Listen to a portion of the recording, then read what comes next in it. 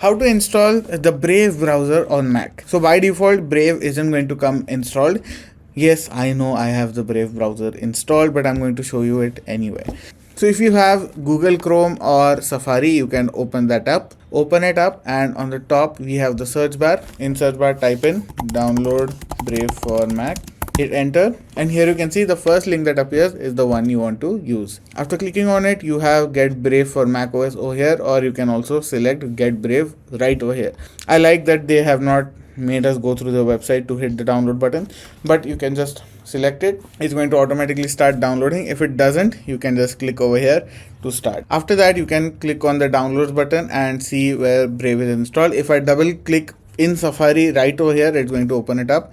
If you want to find out where it is downloaded, you can go to Finder, and on the sidebar you have downloads, and in downloads you can see we have bravebrowser.dmg right over here. So this is the DMG file which we are going to now install. To open it, you can just double click it, and after doing that you can see a window pops up. This window tells us that if you want to install Brave browser, you just have to drag the logo onto the apps folder.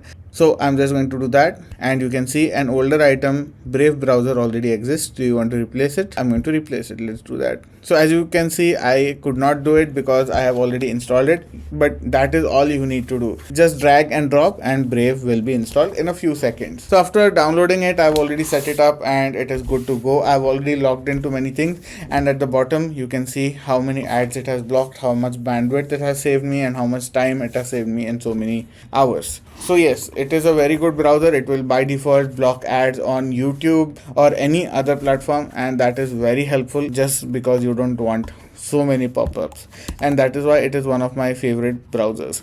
Hopefully this video is helpful for you guys. If it has been, do make sure to like, share and subscribe.